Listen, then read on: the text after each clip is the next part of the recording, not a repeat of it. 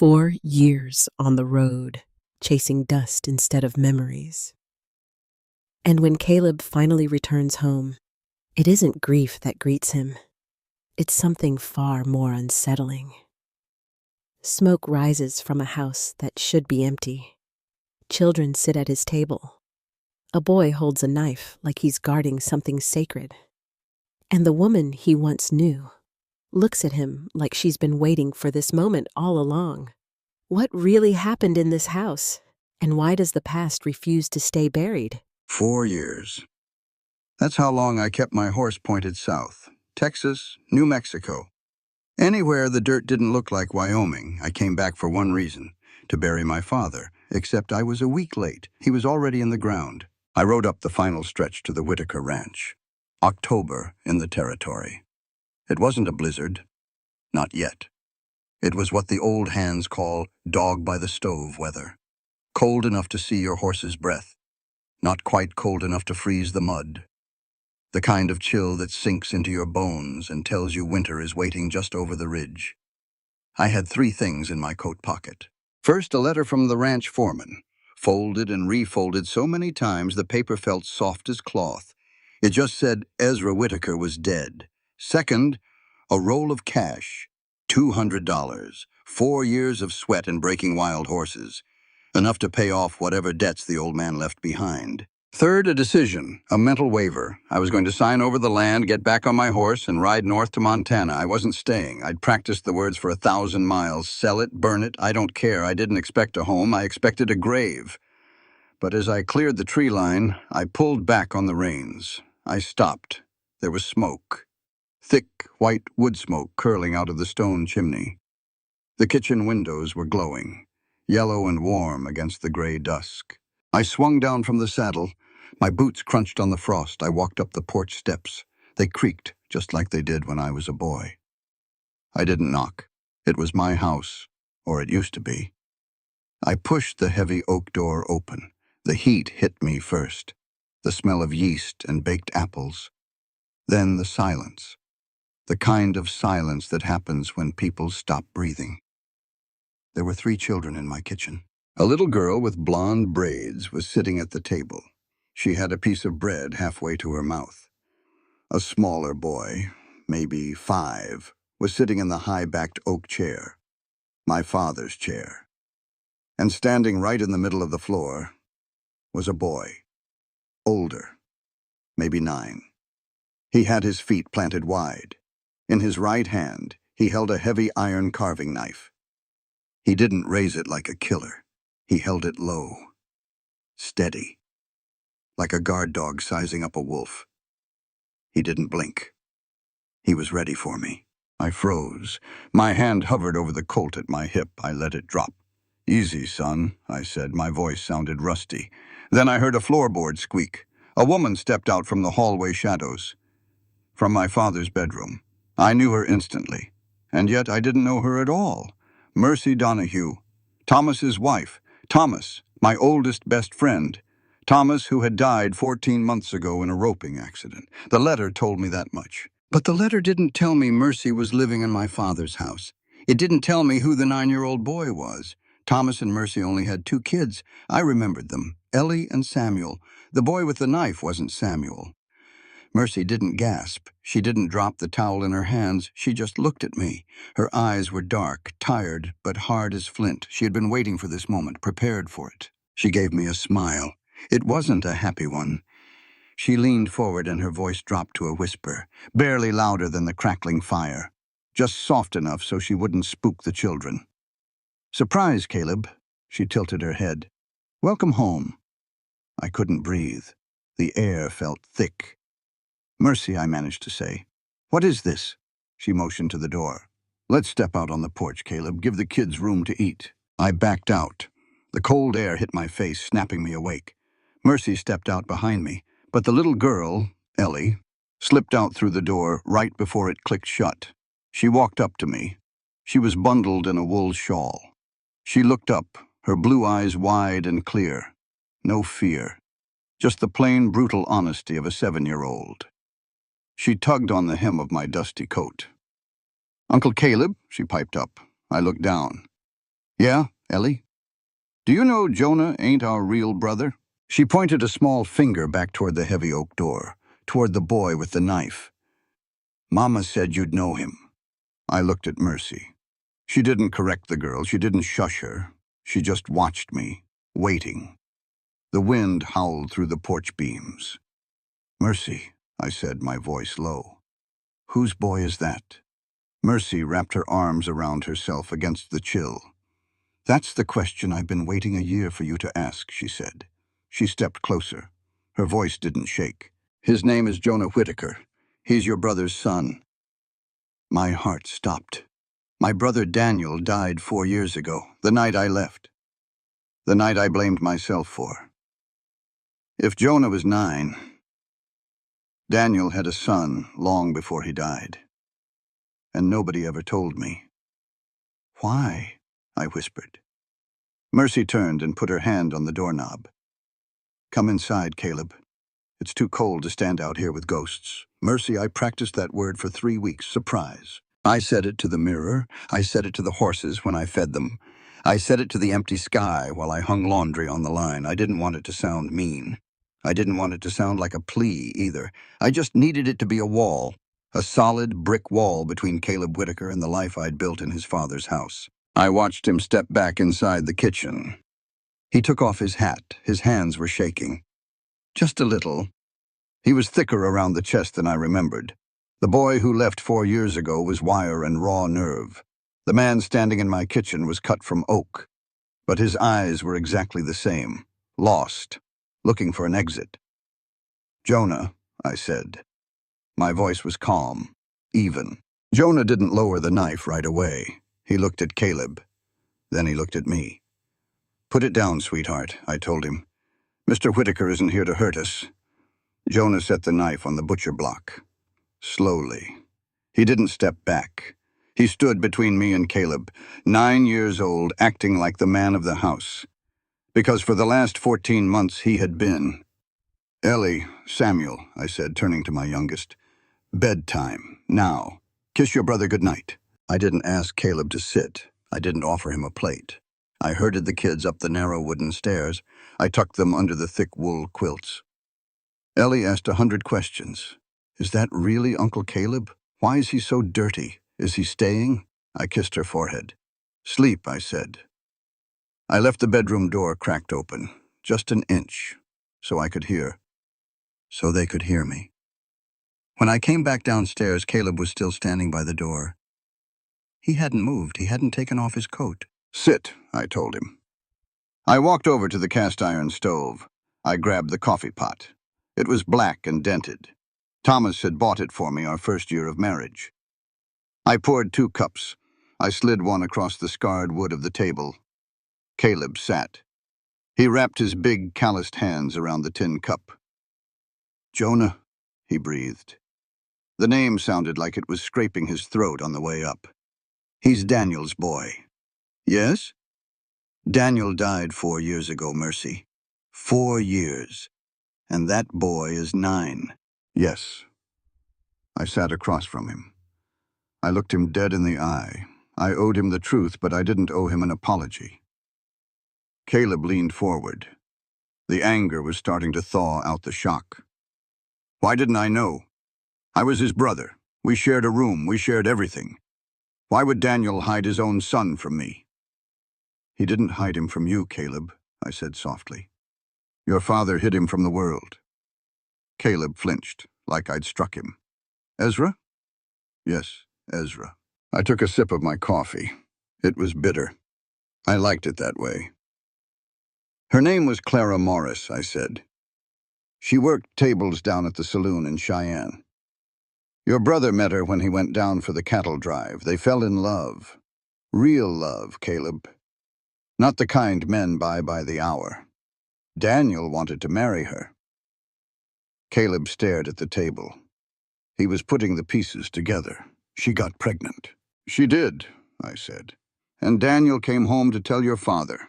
He was going to bring her here, to this ranch, to this house. I watched Caleb's jaw tighten. He knew Ezra Whitaker. He knew exactly what happened next. Ezra told him no. Caleb whispered. Ezra did more than that, I said. My voice grew harder.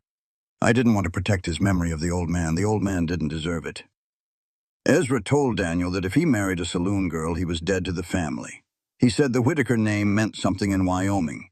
He told Daniel that if he brought Clara here, he would make sure neither of them ever found work in this territory again. Caleb closed his eyes. Your father sent a man to Cheyenne, I continued, with a bag of money. He paid Clara to leave, to go away and have the baby where no one would know. And he told Daniel that the problem was handled. And Daniel just let him? Daniel was terrified of Ezra, I said. You know that. You were the brave one, Caleb. You fought the old man.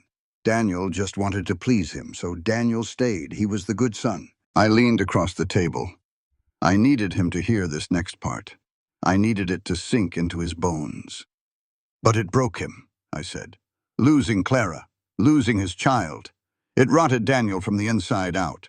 For 2 years he walked around this ranch like a ghost. He drank, he stopped eating, he stopped caring. Caleb was shaking his head. No, Daniel died because of me. We had a fight in town. I left him. He rode out drunk and his horse went down. He rode out drunk because he didn't want to live anymore, Caleb, I snapped. The sound echoed in the kitchen. I lowered my voice. He didn't want to live. Your father killed his spirit long before that horse crushed his skull. The silence came back, heavy, suffocating. The wind beat against the windows. Caleb looked up at me. His eyes were wet. The tough cowboy from Texas was gone. He was just a boy who missed his brother. Where is she? He asked. Clara. I don't know, I lied. It was a clean lie, smooth. I had practiced that too. But Jonah is here, I said. With me. Thomas brought him to me, and we raised him as our own. When Thomas died, I brought the kids here. Ezra was sick. He needed a nurse. I needed a roof. We made a deal. You took care of the man who ruined your friend's life? I took care of a dying old man so my children wouldn't freeze to death in the winter, I said, my voice like ice. I did what I had to do. I'm a widow, Caleb. I don't have the luxury of pride. He looked around the room, at the curtains I'd sewn, at the floors I'd scrubbed. So, he said. His voice was hollow. What now? Now, I said, standing up. You go to sleep. There's a bed made for you in the spare room. Tomorrow you can do whatever it is you came here to do. Sell the cows, settle the debts, and then you can ride out, just like you planned. I took his empty tin cup. But while you're here, I said, turning my back to him, you will not look at that boy with pity. You will not tell him he was a secret. He is Jonah. He is my son, and he belongs here. I didn't wait for him to answer. I walked up the stairs, in the dark. I knew I had won the battle, but my hands were shaking so hard I had to grip the banister to keep from falling. Caleb. I didn't sleep in the spare room. I couldn't. The house smelled like mercy. Lavender and lye soap. It smelled like kids. It felt too alive. So I took my bedroll out to the barn. I slept next to my horse. The smell of hay and manure and old leather, that made sense to me. That was safe. When the sun came up, it was gray and thin. I broke ice in the water trough. I washed my face. The water was so cold it burned. Good. I needed the burn. I walked up to the house. I wasn't going to stay. I was going to find Ezra's papers, sign my name, and leave. Mercy was right. She had her life. I was just a ghost, haunting the edges of it. I pushed the kitchen door open. They were already at the table. Oatmeal, hot milk, biscuits, the routine of a family. Morning, I said. I took off my hat. Mercy nodded. Coffee's on the stove. I poured a cup.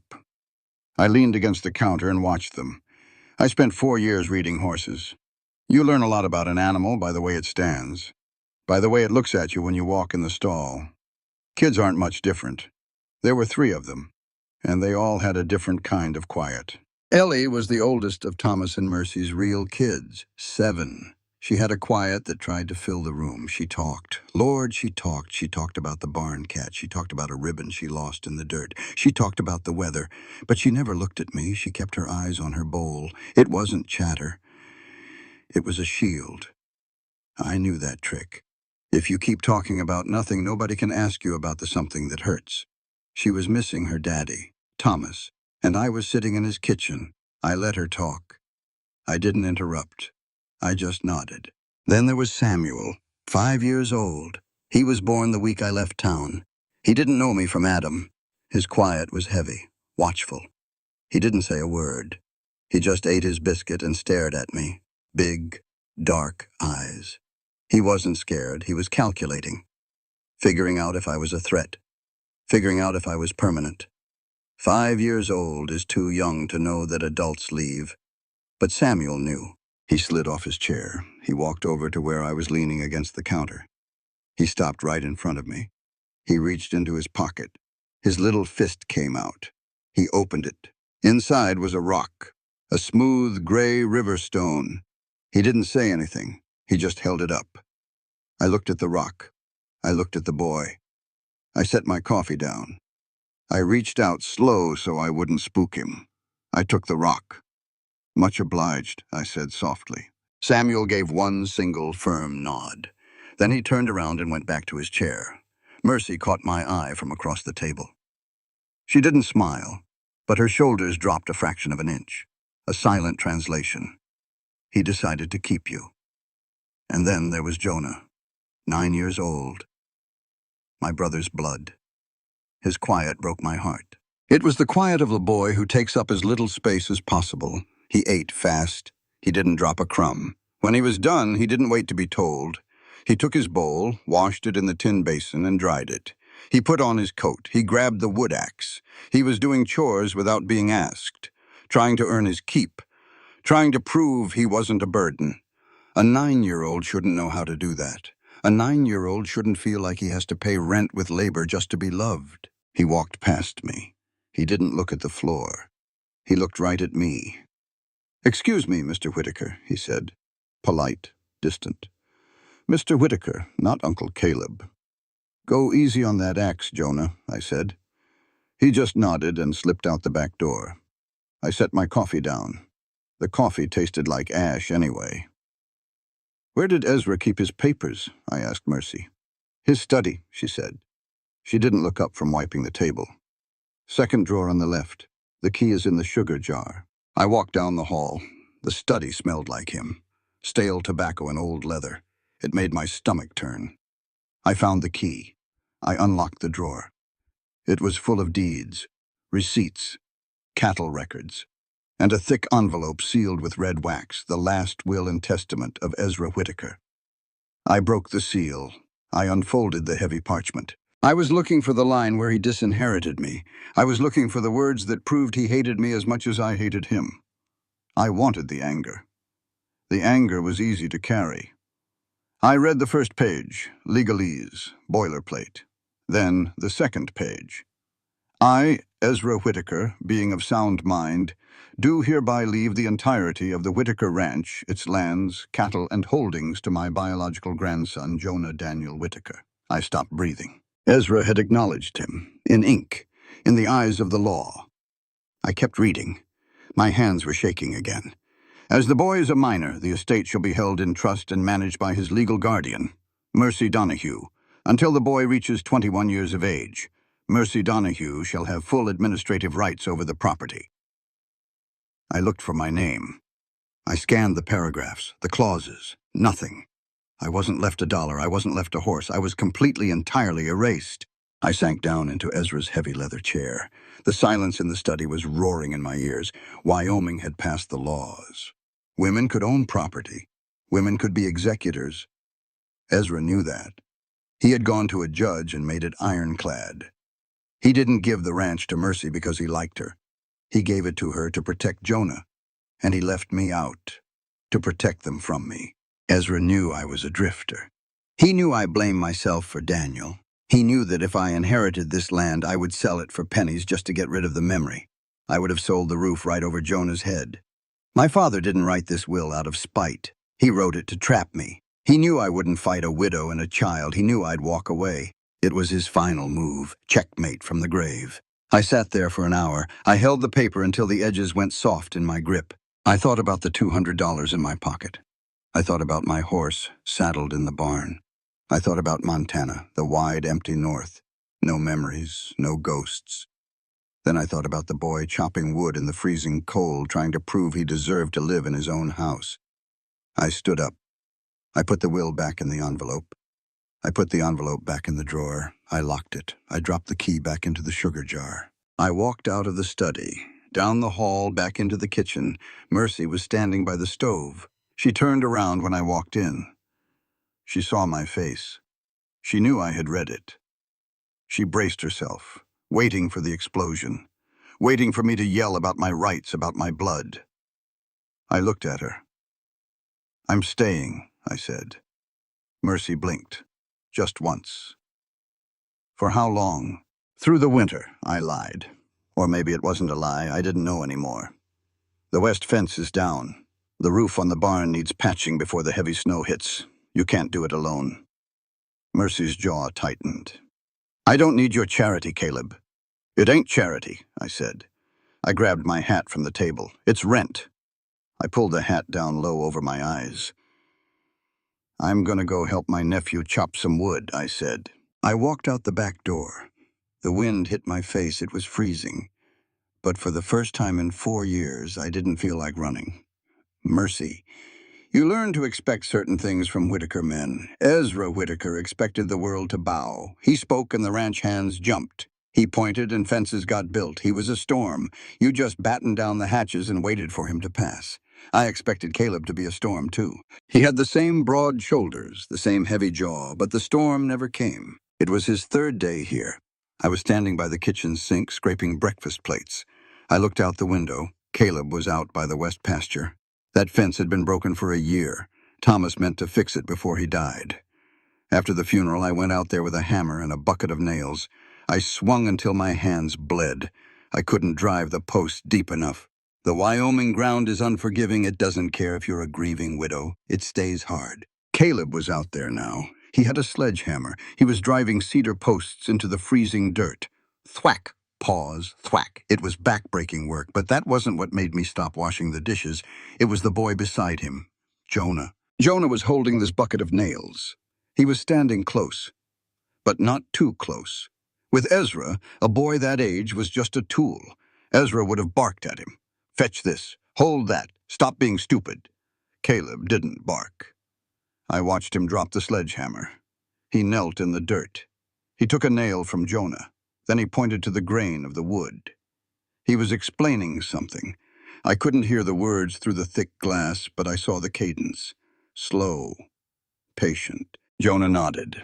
He handed Caleb another nail. Caleb didn't pat the boy's head. He didn't treat him like a child. He treated him like a ranch hand, like a partner. He gave Jonah just enough responsibility to make him feel useful, but not enough to crush him. I dried my hands on my apron. My chest felt tight. He looked at Jonah the exact same way Daniel used to look at him. That night, I went up to the attic. The kids were asleep. Caleb was out in the barn checking the horses. I had an old cedar chest tucked under the eaves. It held the things I didn't need every day but couldn't bear to burn. Thomas's winter coat was in there, heavy canvas, lined with sheepskin. Winter was coming fast. The kids needed blankets. I was going to cut the coat down, use the lining for Samuel's bed. I pulled it out.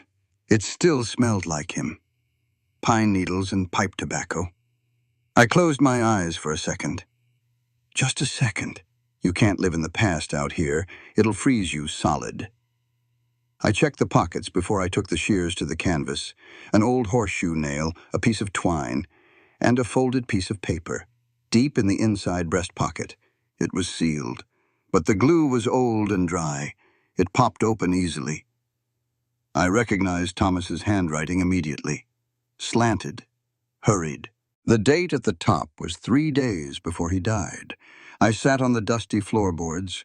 I pulled the kerosene lantern a little closer.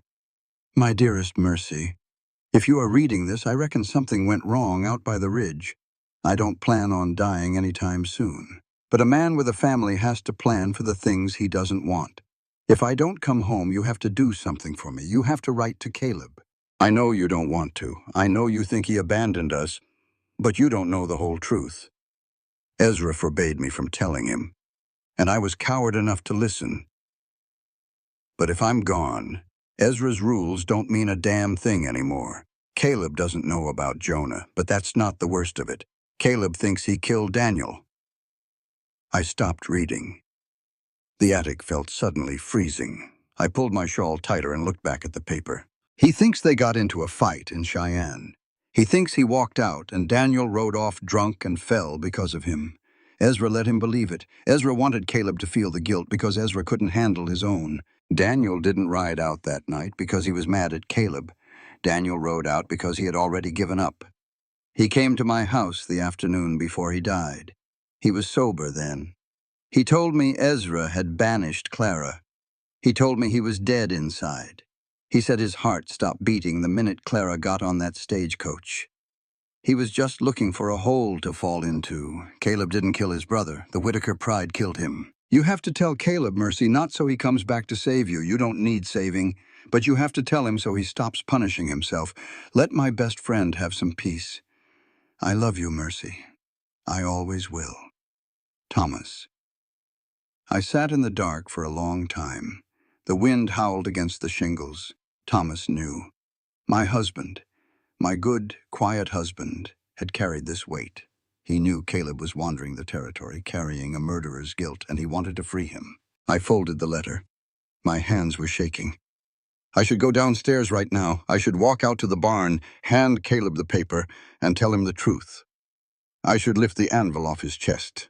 But I thought about Caleb's face in the kitchen 3 days ago. He was a man ready to run. If I told him now, if I told him his father had manipulated his grief for 4 years, it might break whatever little piece of him was holding together. He wasn't ready. He needed the routine of the ranch. He needed the rhythm of the axe and the fence posts. He needed to remember who he was before I stripped away the lie he'd been living. I tucked the letter into my apron pocket. I wouldn't keep it a secret forever, just for a little while, just until the ice in his eyes thawed enough for the truth to sink in without destroying him. Caleb. It was the 12th night. I didn't plan on staying 12 days, but the roof leaked. The hinges on the barn door were rusted through.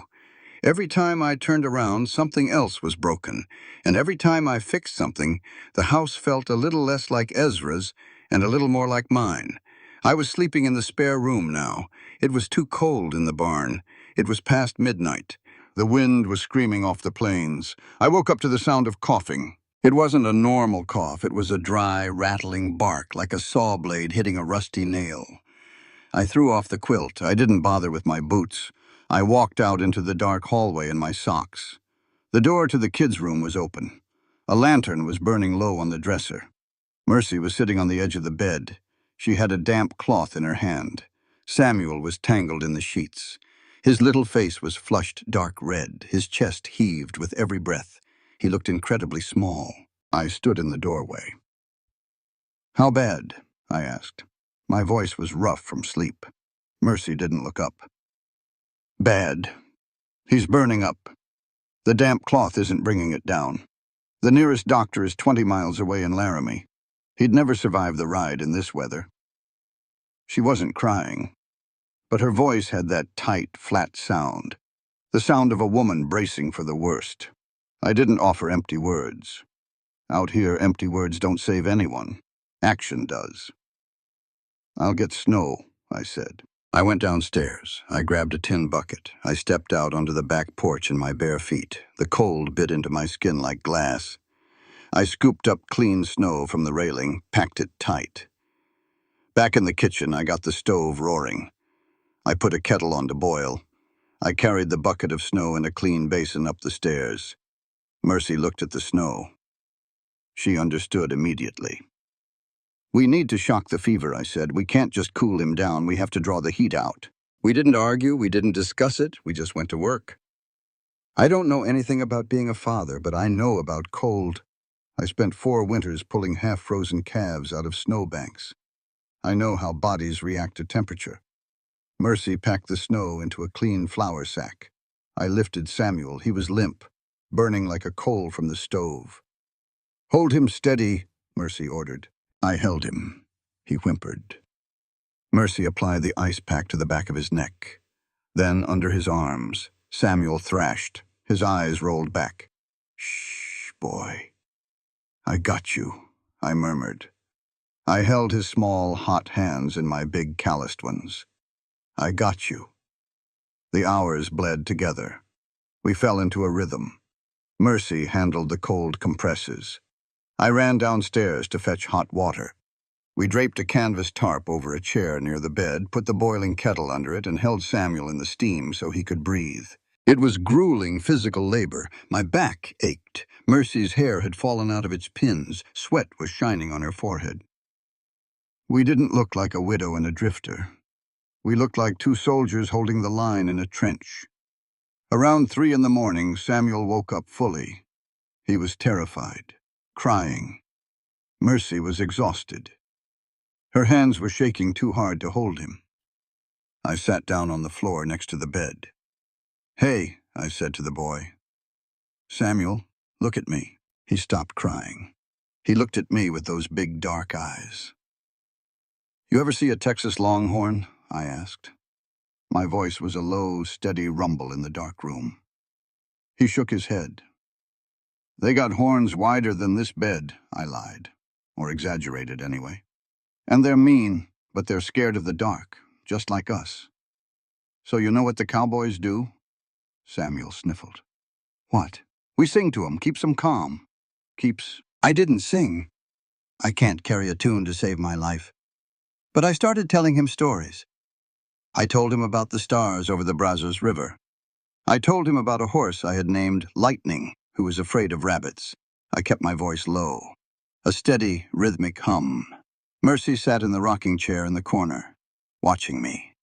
By 4 in the morning, the rattling stopped. Samuel's breathing leveled out. The flush faded from his cheeks. His skin was cool to the touch. The fever broke. He fell into a deep, natural sleep. I stood up. My knees popped. Mercy let out a breath she sounded like she'd been holding for 4 hours. "He's good," I said quietly. "Yeah," she whispered. "He's good." We walked down to the kitchen. The house was silent again. The fire in the stove was dying down. I threw another log on it. We sat at the kitchen table, the same table where I had met the kids 12 days ago.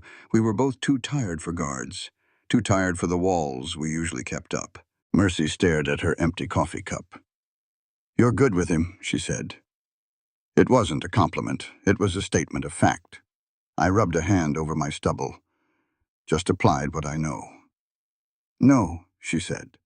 She looked up at me. "Ezra knew cattle. He didn't know how to comfort a child. You do." I didn't know what to say to that, so I didn't say anything. "Thomas was like that," she said softly. The memory didn't seem to hurt her as much in the dark. "He loved Jonah from the first day. It takes a certain kind of man to love a child that doesn't share his blood." "Jonah's a good boy," I said. "He is," Mercy agreed. She smiled, a small, tired thing. "He misses her, though. He won't say it, but he does." I frowned. "Misses who?" "His mother." I stared at her. The exhaustion was making me slow. "Mercy, Clara died. Ezra told everyone she died having him." Mercy froze. Her eyes went wide. The color drained from her face. She realized what she had said. She realized I didn't know. "Mercy," I said. The tone of my voice made her flinch. "What did you just say?" She looked away. She pressed her hands against her mouth. "Mercy, look at me." I leaned across the table. All the tiredness vanished, replaced by a cold, sharp dread. "Did Ezra lie?" She squeezed her eyes shut. A single tear escaped. She nodded. "Clara is alive?" I breathed. "Yes," she whispered. I pushed my chair back. The legs scraped violently against the wood floor. "Where?" In Denver," Mercy stammered. Her composure was gone. The secret had been too heavy, and in her exhaustion, she had dropped it. "She's married. She has a family. She sends a letter every month. Thomas arranged it. Thomas went and found her. He promised her she'd know the boy was safe." I felt sick, physically sick. My father didn't just ruin a romance. He didn't just break my brother's heart. He took a living, breathing mother and erased her. He forced a woman to hand over her baby, and then he told his own son she was dead. He made us all mourn a ghost. Clara sent him a letter last month, Mercy said, her voice breaking. Jonah reads them. He knows. A 9-year-old boy, keeping the secret of his own mother's existence because the adults around him were too cowardly to face the truth. I turned away from the table. I walked to the back door. I needed air. I needed to not be in this house. This house was built on a foundation of poison. "Caleb!" Mercy called out. I didn't stop. I walked out into the freezing wind. I stood in the snow staring at the barn. The storm was over. But another one was just breaking right inside my chest. Mercy. The morning after the fever, the house was dead quiet. Samuel was asleep. A deep, healing sleep. His breathing was slow and even. I stood at the kitchen window watching the sun come up. It cast long blue shadows across the snow. Caleb hadn't come back inside. I saw him out by the corral. He was just standing there, leaning against the top rail, staring out at the flat white horizon. He looked like a man who had just watched his whole world burn to the ground. I made a pot of coffee. I let it boil bitter and strong. Then I walked down the hall to Ezra's study. I didn't turn on the lamp. I didn't need to. I knew this room by heart. I knew the ghosts in it. I opened the bottom drawer of the heavy oak desk, the drawer Ezra always kept locked. I had the key. I'd had it since the day he took to his sickbed and never got up. I pulled out a heavy leather-bound ledger. It wasn't the ranch accounts. It wasn't cattle tallies or feed bills. I carried the ledger into the kitchen. I set it on the table, right next to Caleb's empty tin cup. Then I walked out the back door. The cold was sharp enough to crack stone. I wrapped my shawl tight and walked over to the corral. Caleb didn't turn his head when my boots crunched in the snow. He just kept staring. "You're going to freeze out here," I said. "Don't feel the cold," he muttered. His voice was raspy, scraped raw. "Come inside, Caleb. It's time." He finally looked at me. His eyes were hollowed out. "Time for what?" "Time to stop bleeding in the dirt," I said. "Come inside. Let me show you the rest." He followed me. Heavy steps, like a man walking to the gallows. We walked into the kitchen, the heat from the stove wrapped around us. I pointed to the table, to the ledger. "Sit down," I said. He took off his hat. He sat. He looked at the leather book like it was a rattlesnake coiled on the wood. "Open it," I told him. Caleb opened the cover. The pages were filled with Ezra's precise, cramped handwriting. Dates, dollar amounts. Caleb frowned. "This is a bank ledger. Out of Cheyenne." "Keep reading," I said. "Look at the names." He ran a thick finger down the columns. October 1869, Clara Morris, $50. November 1869, Clara Morris, $50. December 1869, Clara Morris, $50. Caleb's breathing hitched. He was paying her. He was buying her silence, I corrected. I poured him a cup of the bitter coffee and set it at his elbow. "Ezra sent a man down there right after Daniel died. Found out Clara was pregnant.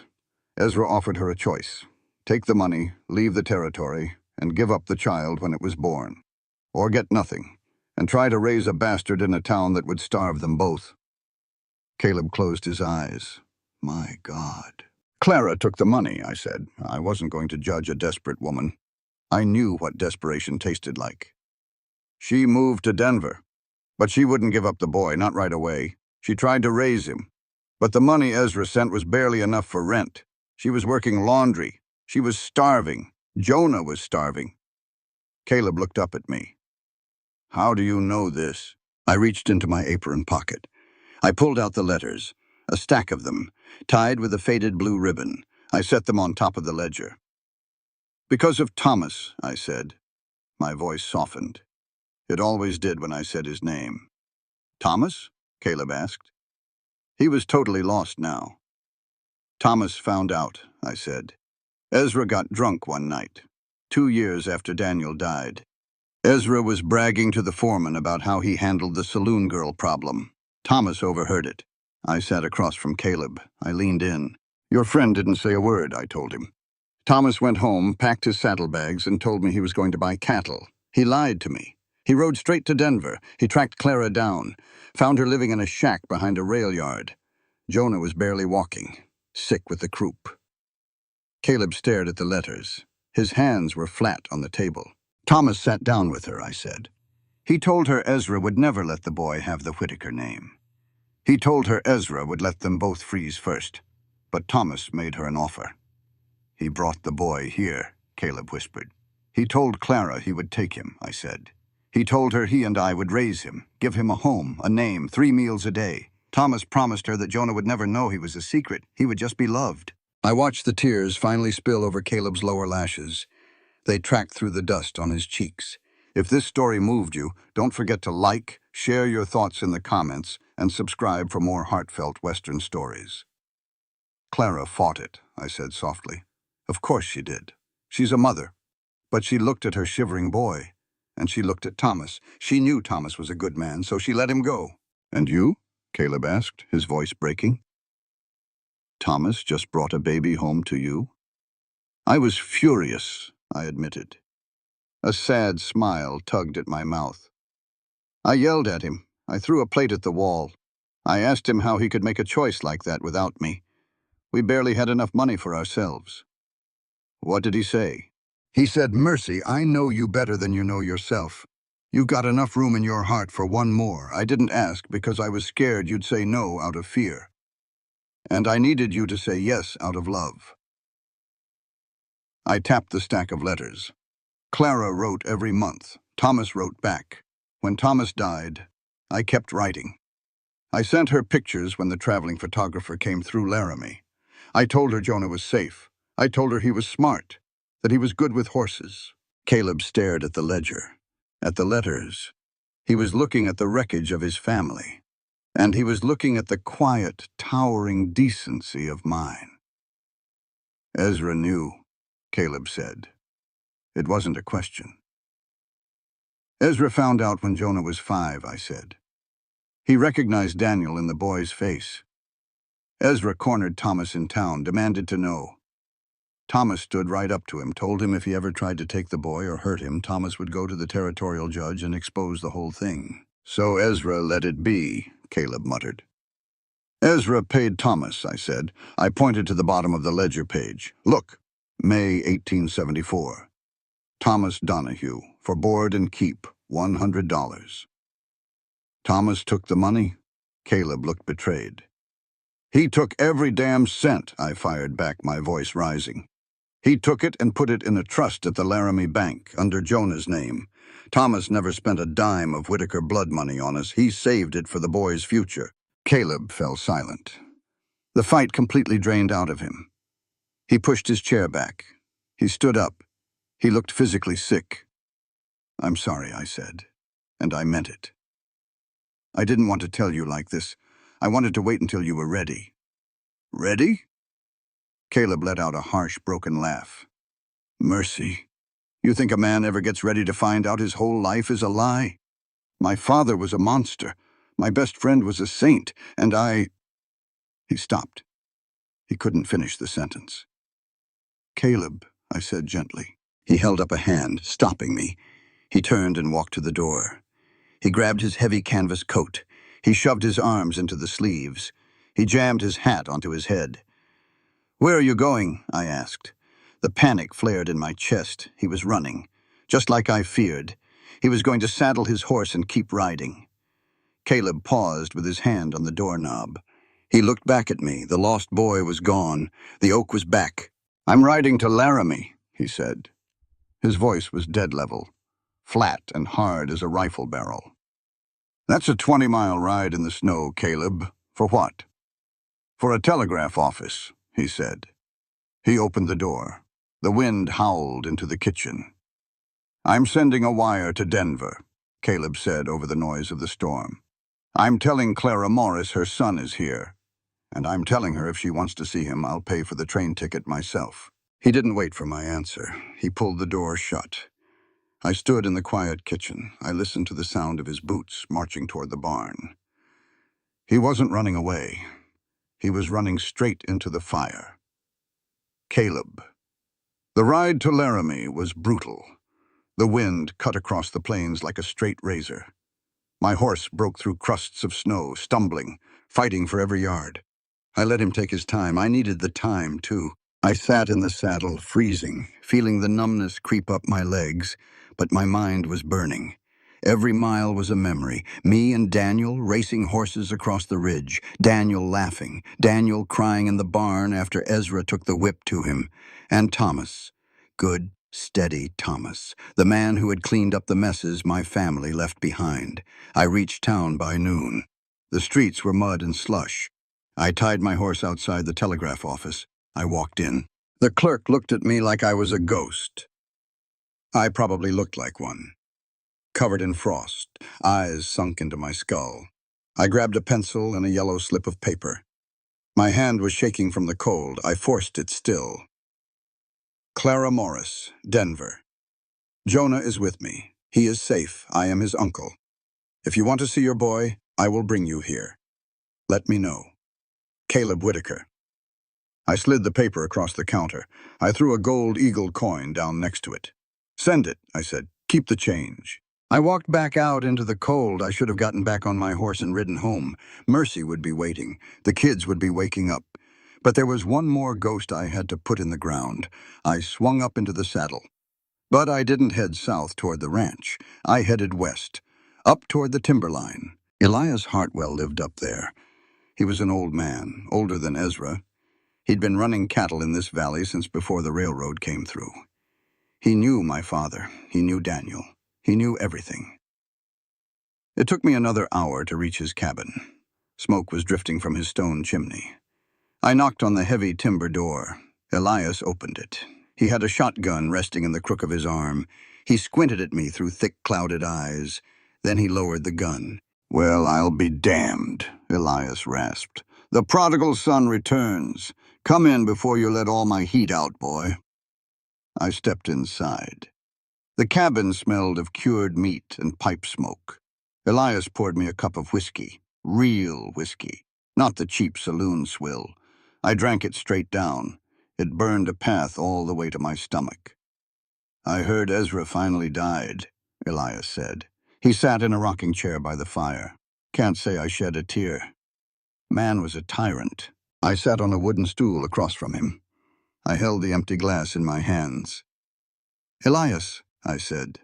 My voice sounded weak. "I need to know about Daniel." Elias stopped rocking. He looked at me. A long, sad look. "You've been carrying that around a long time, ain't you, Caleb?" "4 years," I said. 4 years I've seen him falling off that horse. I've seen him bleeding in the dirt because I walked out of that saloon." Elias sighed. A heavy, rattling sound. He leaned forward, resting his gnarled hands on his knees. "Boy, you're a fool," Elias said softly. "You always were." I flinched. "You think you killed him?" Elias asked. "You think you leaving that bar made him ride out into the dark?" "We fought," I said. The memory tasted like copper in my mouth. "He was drunk. He was talking crazy, saying he was a failure, saying he wasn't fit to be a man. I got mad. I told him he was acting like a coward. I told him to stand up to Ezra. He laughed at me. So I left him. And you think if you stayed, you could have saved him. I know I could have." Elias shook his head, slowly, pitifully. "Caleb, Daniel was dead a year before he got on that horse." I stared at him. "You didn't see him," Elias said. "You were out riding fence line most of that year. I saw him. He used to come up here, sit right where you're sitting, staring into the fire." Elias pointed a crooked finger at me. "He told me about the girl, Clara. He told me Ezra paid her off. He told me he let it happen." Elias's voice dropped. "Daniel hated himself, Caleb, with a pure black hate. He couldn't sleep. He couldn't eat. He told me every time he closed his eyes, he heard a baby crying." I gripped the glass tighter. "That night in the saloon," Elias continued, He didn't fight you because he was mad at you. He fought you to make you leave.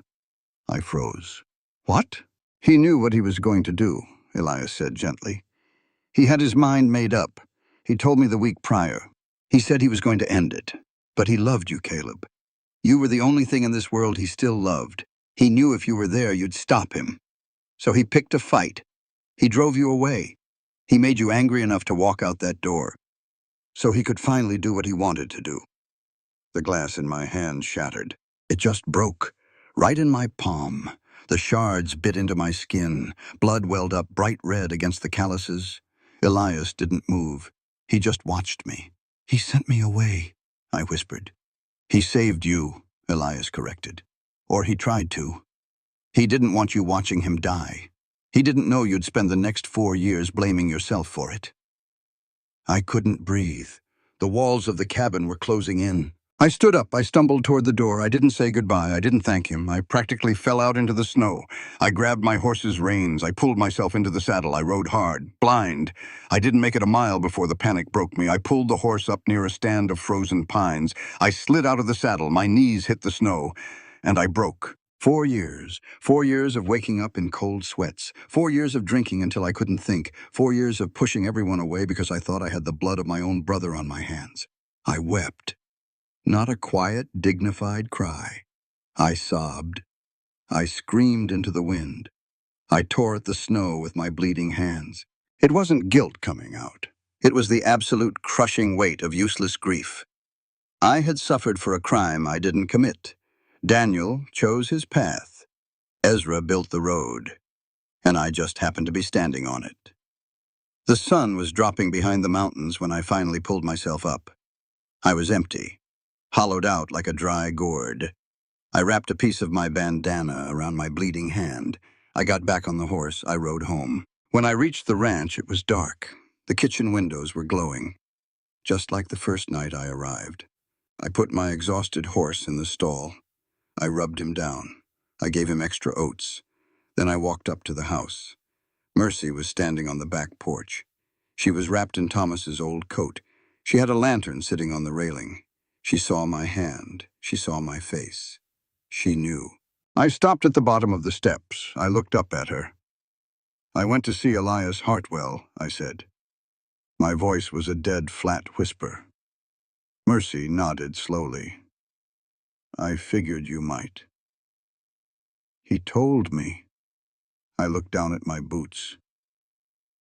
He told me Daniel pushed me away on purpose.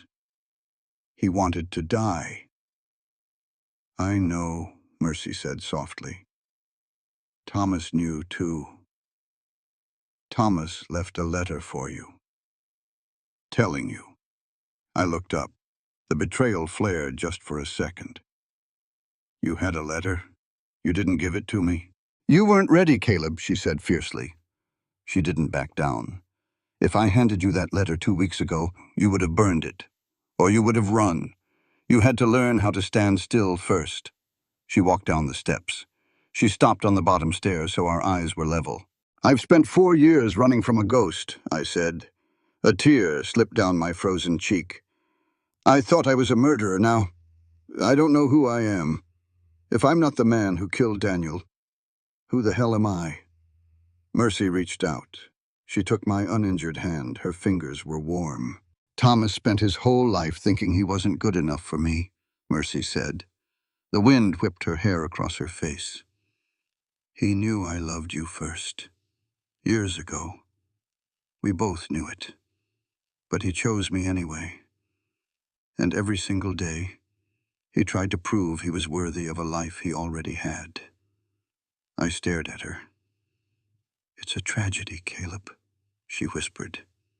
Dying without knowing you are loved, dying without believing you deserve peace. She squeezed my hand, hard. You want to know the hardest thing? She asked. It isn't forgiving yourself. Forgiving yourself is easy. You just make an excuse and move on. She stepped closer. I could feel the heat radiating off her. The hardest thing, Caleb Whitaker, is accepting that you don't need forgiveness. You didn't do anything wrong. You loved your brother, and he loved you enough to spare you his death. I closed my eyes. The words washed over me, a brutal, cleansing flood. "Drop the story, Caleb," Mercy whispered. Her voice was right at my ear. "Drop the story you've been telling yourself. The tragic, broken cowboy. Let it go, step out of it, and start living." She let go of my hand. She turned and walked back up the stairs. She stopped at the door. "I left some stew on the stove," she said. "Eat, and then sleep." She went inside. The door clicked shut. I stood in the snow for a long time. That night, I didn't go to the spare room. I took a lantern and a blanket, and I went out to the barn. Not to hide, but to think. I spent 3 nights in that barn.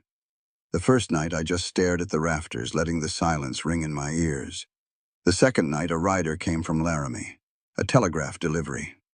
It was from Clara. "I am coming. 10 days. The third night, I found a piece of charcoal in an old feed sack. I sat by the lantern light, and I wrote a letter to Daniel. I told him I was angry. I told him he was a coward for leaving. I told him he was a fool for letting Ezra win. And then I told him I loved him, and that I forgave him. I took the feed sack. I folded it up. I walked over to the rusted iron stove in the corner of the tack room. I opened the iron door. The coals were glowing bright orange.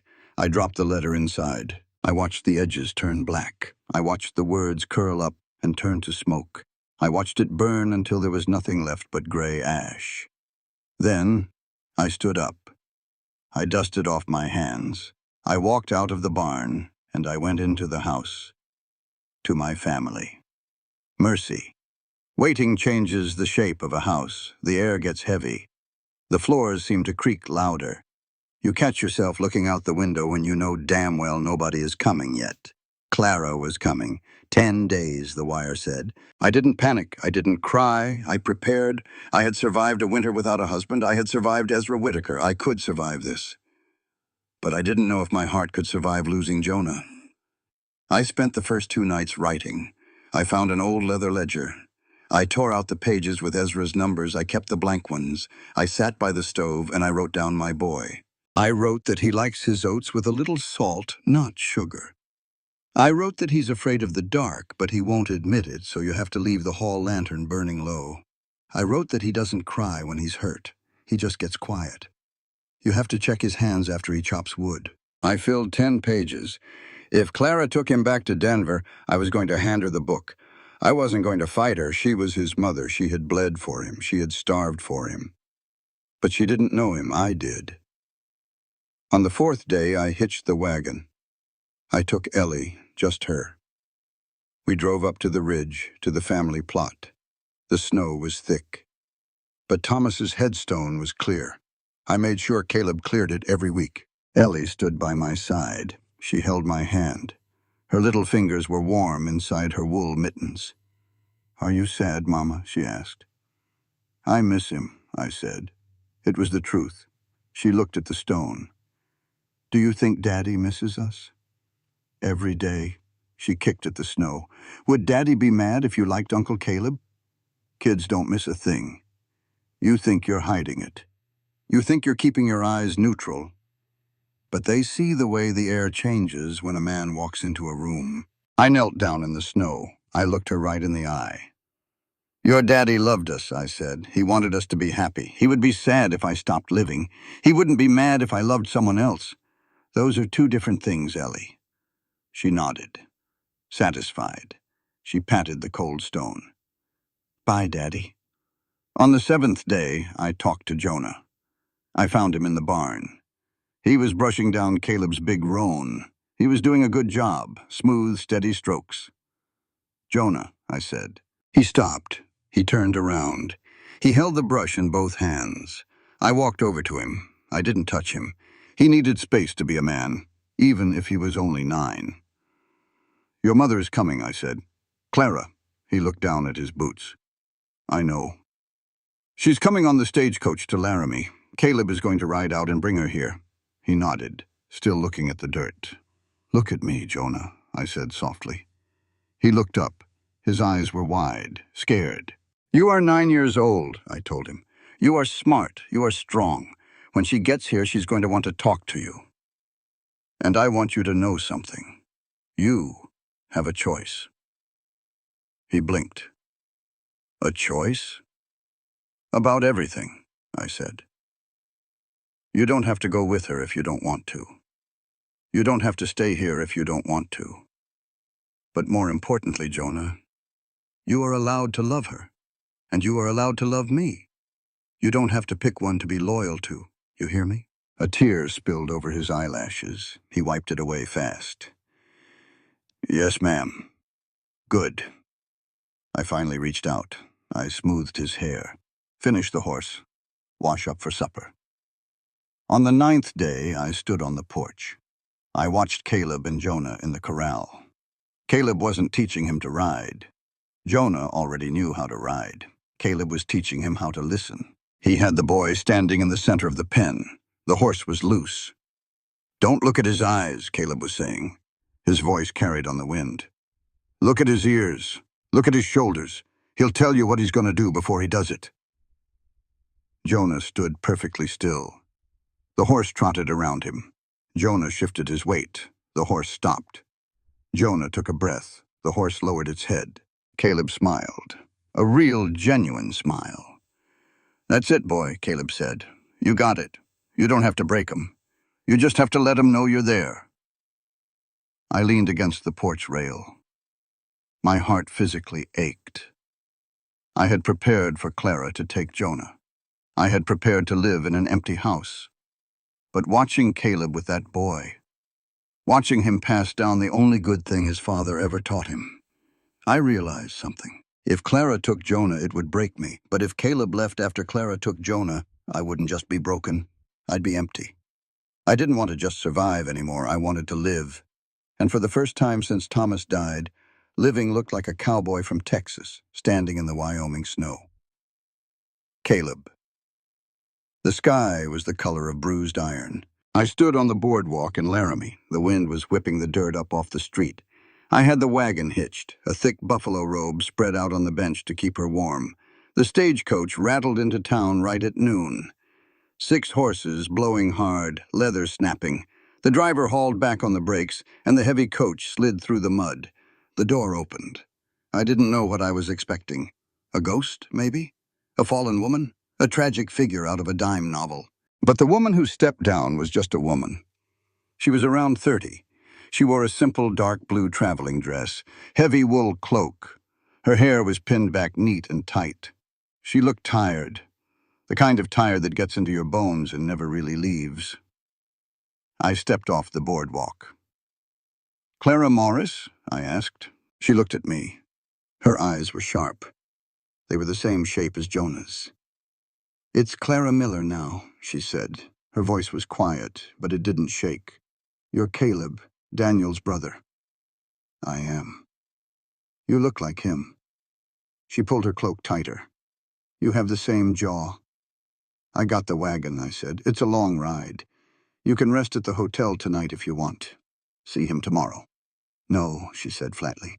I've waited 9 years. I'm not waiting another night. The ride to the ranch took 2 hours. We didn't talk much. I didn't ask her about Denver. She didn't ask me about Ezra. The silence between us wasn't angry. It was just heavy with the weight of things that couldn't be undone. When we pulled up to the house, there was smoke coming from the chimney. Mercy was standing on the porch. I helped Clara down. She stood in the snow. She looked at the house. She looked at the barn. She was taking it all in. The place her son grew up. The place she was forbidden to enter. Mercy walked down the steps. They met in the yard. 2 women who had shared a child across 400 miles of distance. They didn't shake hands. They didn't hug. Mercy just nodded. He's in the kitchen, waiting. Clara swallowed hard. Thank you for everything. He's a good boy, Mercy said. Come inside, you're freezing. We walked into the kitchen. It was warm, the smell of stew and baking bread. Jonah was sitting at the heavy oak table. His hands were folded in front of him. His back was straight. He was wearing his Sunday shirt. He looked up when we walked in. Clara stopped in the doorway. She didn't run to him. She didn't drop to her knees and wail. She just stood there, drinking him in. I stepped back. I put my hand on Mercy's arm. We retreated to the shadows by the stove. This wasn't our moment. Clara walked over to the table. She pulled out a chair. She sat down across from him. "Hello, Jonah," she said. "Hello, ma'am," Jonah replied. His voice was incredibly small. Clara smiled. It was a sad, broken thing. "You don't have to call me ma'am. You can call me Clara." She didn't demand to be called mother. I respected her for that. "You look just like him," Clara whispered. "Your father. He was a good man. He loved you before you were even born." Jonah stared at his hands. "Mr. Thomas was my father." Clara didn't flinch. "Yes, he was. He was a brave man. He saved us both." They sat there, a mother and a son who were total strangers. "I brought you something," Clara said. She reached into her small travel bag. She pulled out a pocket watch, silver, tarnished. She slid it across the table. "It was Daniel's," she said. "He gave it to me the night he asked me to marry him. I kept it safe. It belongs to you." Jonah touched the watch. He traced the engraving on the lid. He finally looked up at her. His eyes were shining, but he didn't cry. "Why didn't you come get me?" he asked. It was the question that had been haunting this house for a month. The question that haunted him his whole life. Clara didn't look away. She didn't make excuses. "Because I was poor, Jonah," she said. Her voice cracked just a little. "Because I was hungry. And I was scared. And I made a terrible mistake. I thought sending you away was saving you. I was wrong, and I am so, so sorry." Jonah watched her. "Are you taking me away now?" Clara shook her head. "No," she said softly. "I didn't come to take you. I came to meet you. You have a family here. You have a home. I just wanted you to know that I didn't throw you away. I loved you." Jonah picked up the watch. He stood up. He walked around the table. He stood next to her chair. He put his arms around her neck. Awkward, stiff. But he hugged her. Clara closed her eyes. She buried her face in his shoulder. She finally let out a sob. Just one. I looked at Mercy. She was crying, silent tears rolling down her face. I felt a knot in my chest untie, a knot I had been carrying for 4 years. Daniel was gone. Thomas was gone. Ezra was dead in the ground. But the boy was safe. Later that night, after Clara had gone to sleep in the spare room, I stood on the back porch. The storm had passed. The stars were out, bright and hard as diamonds. Mercy came out. She handed me a cup of coffee. "She's a good woman," Mercy said. "She is," I agreed. "She's leaving on Tuesday," Mercy said. She looked out at the dark horizon. "She said she'll write, and she wants him to visit Denver when he's older." I took a sip of the coffee. "That's fair." Mercy turned to look at me. Her dark eyes were searching my face. "And you?" she asked. "The fences are mended, Caleb. The roof is patched. Your father is buried. Your brother is at peace." She took a breath. It was a brave breath. "Are you going to saddle your horse now?" she asked. I looked at her. I looked at the woman who had fought a tyrant to keep a child, the woman who had stood in the freezing night to save another, the woman who had looked me in the eye and told me to drop my tragic story and live. I set the coffee cup on the railing. I took off my hat. "I came back here to sell this place and run," I said. My voice was low, steady. "I thought this place was a graveyard, but it ain't." I stepped closer to her. "I don't own this ranch anymore," I said. "Jonah does. I'm just a drifter with $200 in my pocket and a good horse. I don't care about the land, Caleb." "I know you don't," I said. I reached out. I touched her cheek, my rough thumb against her soft skin. "I'm not staying because I have to. I'm not staying out of guilt or duty or blood." She leaned into my hand, just a fraction of an inch. "I'm staying because I want to," I whispered. "If you'll have me." Mercy smiled. It reached her eyes this time. "I think we can find a place for you," she said. Dual/third person. Epilogue. Caleb. We didn't get married right away. That's not how things work out here. You don't fix years of broken history with a ring and a preacher. You fix it with work. A week after Clara went back to Denver, I hitched the wagon again. I put on my clean shirt. Mercy put on her best dress. We didn't take the kids. We left them with the neighbor. We drove into Laramie. We didn't go to the church. We went to the courthouse. We walked into the judge's office. Elias Hartwell was waiting for us. He was wearing a string tie and holding his hat in his hands. He was our witness. The judge was a fat man with a sweaty forehead. He pushed a heavy stack of papers across his desk. "You understand what this means, Mr. Whitaker?" the judge asked. "I do," I said. "You are signing as co-guardian, along with Mrs. Donahue. You are taking legal, financial, and moral responsibility for Jonah Whitaker, Ellie Donahue, and Samuel Donahue, regardless of your marital status to the mother." "I understand." I picked up the pen. I dipped it in the ink. I signed my name, solid, heavy letters. I slid the paper to Mercy. She signed her name right next to mine. It wasn't a marriage certificate. It was better. It was a promise that couldn't be broken by moods or tempers. It was a wall around those kids, a wall built by the law and backed by my life. We walked out of the courthouse. The sun was shining. The mud was starting to dry in the streets. I helped Mercy up into the wagon. She smoothed her skirt. She looked sideways at me. "So," she said, a little tease in her voice, "co-guardian." I picked up the reins. "Yep." "What about us, Caleb?" she asked quietly. I looked at her.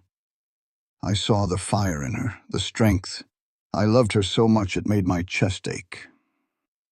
"I'm going to court you, Mercy Donahue," I said, properly. "And when you trust me enough to know I'm never going to ride away, I'll buy a ring." She smiled. She faced forward. "You better buy a good one, cowboy." Mercy. We got back to the ranch near sunset. The house looked different.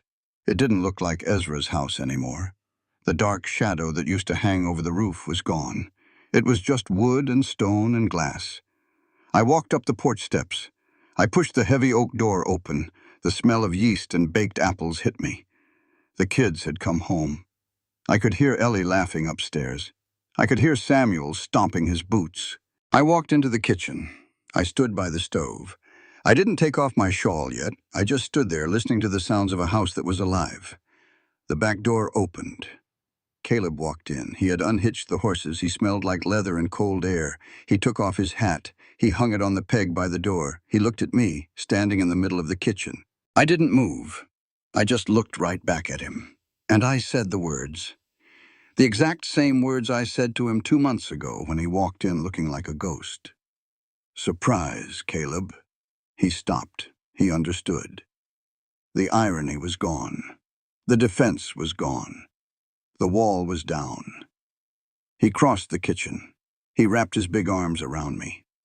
He pulled me against his chest. He buried his face in my hair. "Yeah," he whispered. "Welcome home." It was the spring of 1880. A stranger was riding north toward Montana. He was a drummer selling dry goods out of a catalog. He didn't know the territory well. He rode over a ridge and looked down into a green valley. There was a ranch down there. Good solid fences. A sturdy barn with a new roof. The stranger pulled his horse up to let it graze, and he watched. He saw a man out by the corral, broad shoulders, working a young colt on a lead line.